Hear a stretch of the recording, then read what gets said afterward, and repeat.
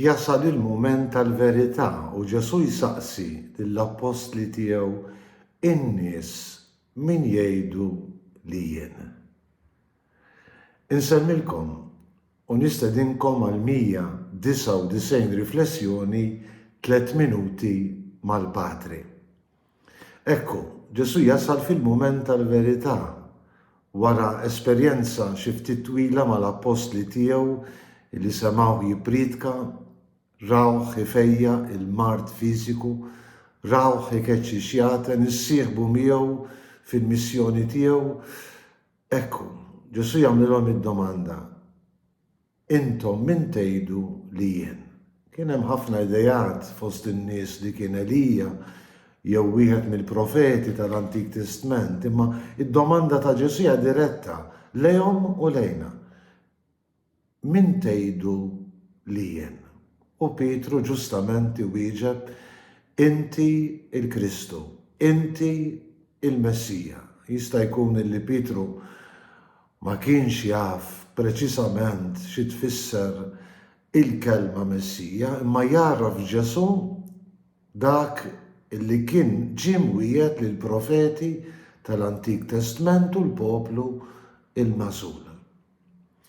Ekku, jarfu bħala Messija f'isem sħabu, imma Ġesu jħoss il-bżonn li juri x'tip tal-Messija kellu jkun.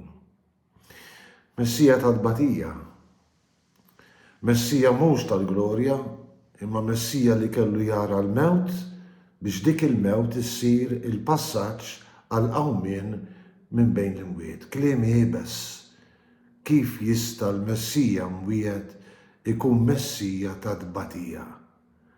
U għalhekk li Pietru ilumu lil Ġesu ma jkun qatt li dan jgħaddi minn għalik, imma Ġesu jinsisti ma' Pietru li qed jaħseb skont il-bnedmin u mhux skont Alla. Ġesu juri illi il-glorja tiegħu, il-fidwa li kellu joffri kellha tgħaddi mis-sagrifiċċju kbir tal-imħabba, is-sagrifiċċju tal-mewt u tal-qawmien tiegħu, sagrifiċċju ta' tbatija imma li kellu jwassal għal ħelsien veru tal-bnedmin. Forsi għandna niskantaw xi ftit Pietru li ma fehmx li Ġesu kellu jgħaddi mid-tbatija. Imma forsi aħna mhux l-istess jiġrilna meta l-mulej li nemmnu fih u nħobbuh u nimxu warah jitlob minna wkoll it-triq tas-salib, it-triq tat-tbatija biex ninaqdu miegħu mhux biss għall-fidwa tagħna stess imma l-fidwa tad-dinja. Għamel mulej li naċċettawk bħala l-Messija sofferenti fit-tbatijiet tagħna. Ħalli kif nissieħbu fit-tbatijitek hekk ukoll għaliex le u żgur nissieħbu miegħek fil-glorja. Insellmilkom u l-mulej jagħtikom is-sliem tiegħu.